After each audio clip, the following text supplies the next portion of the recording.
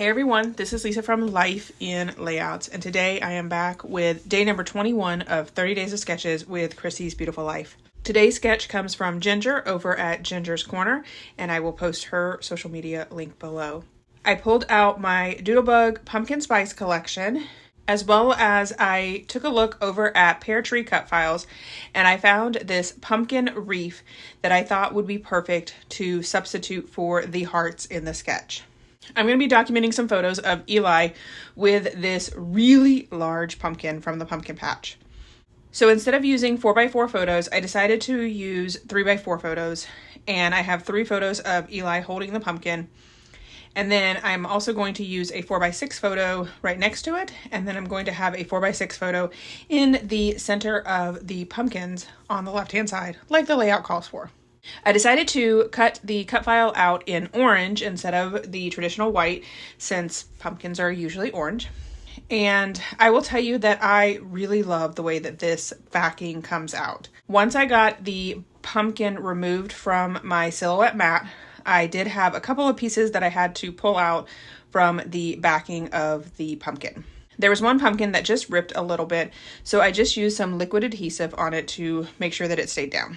My thought process was that I was going to back all of these pumpkins in different color oranges, mainly focusing on petite prints from Doodlebug. So I did pull out a tangerine orange, and the first pumpkin that I backed was a linen print from the petite prints. And all I did was trace around the outside of the pumpkin. I knew that I would be getting different colors from the different pumpkins, so I wasn't too concerned about having all the different pieces a different color. Plus, that would be a lot of work. This actually wasn't as difficult as I thought it was going to be. There are a lot of pumpkins on this, but it actually wasn't that bad. I did pull out some petite prints in the Swiss dots, as well as the wood grain and the tone-on-tone dots. I even used some florals and some gingham prints. I was planning on sticking with just the tangerine and the mandarin from the Doodlebug petite prints, but once I got to the top, I was having a little bit of issues with making sure that the colors weren't exactly the same, very close to each other, as well as I wanted to make sure that I didn't have any of the repeated patterns in the same color. So what I decided to do was pull out my 6x6 paper pads for this collection, as well as the collection of Great Outdoors, and I was able to find a couple more of the smaller prints. The one on the very top actually has leaves on it, and then the one right next to it is a plaid, but it has yellow, browns, and blues in it. I also pulled out my Doodlebug petite print in the khaki and used the wood grain paper to add the stems to the pumpkins. And I just love the way that that pumpkin wreath comes out. I did decide to tuck my photo in between the pumpkins, and I was trying to decide which one I wanted to use. I ultimately ended up with this particular photo because it is a little bit further away, and I was ultimately able to tuck a little bit more of the photo behind the pumpkins. And then I also felt like the other photo, the pumpkin was so predominant in that one, and that you could really see the size of it. I pulled out the plaid print from the collection, and I'm using my scalloped border punch. I actually just recently picked this up.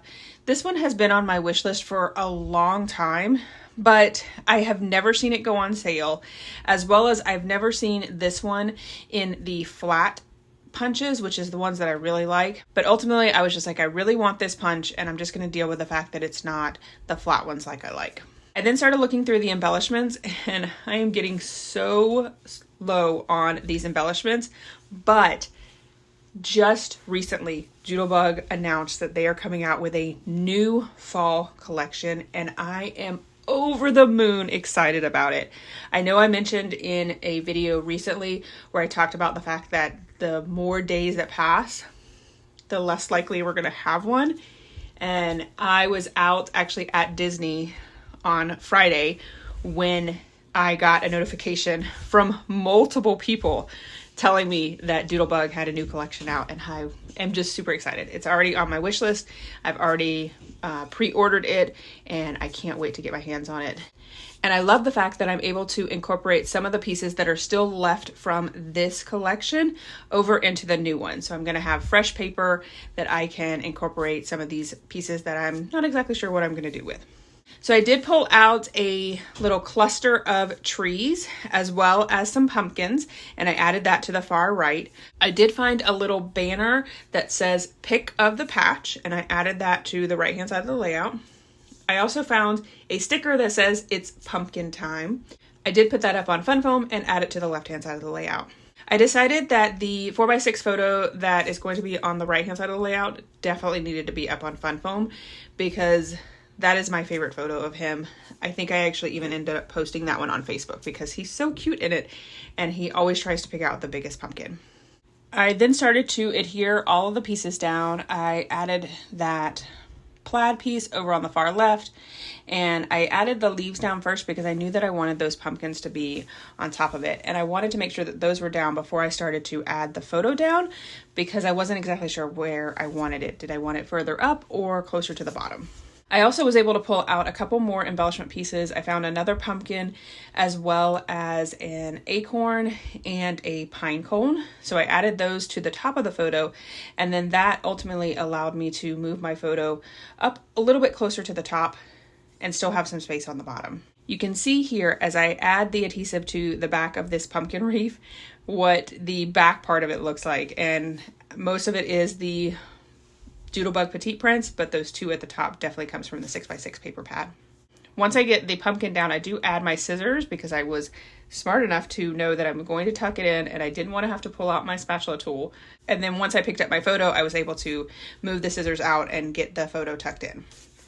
And then I also added the It's Pumpkin Time sticker, and I moved it over just a little bit so that I could make sure that you could still see the pumpkins. I decided for the acorn and the pine cone to lay those down flat, and then I added the pumpkin in the center, and I did put that one up on fun foam.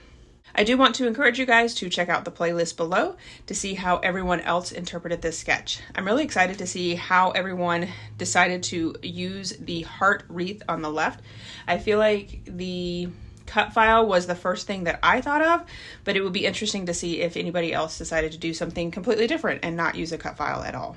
I added my liquid adhesive to the back of my photo, and I did tuck my photo under the pumpkin just a little bit. And then I added the pick of the patch. I decided that I would pull out this border sticker in the teal just to give it a little bit more color over on the far right hand side. I pulled out the shape sprinkles, and this is one of the other things that I'm super excited about.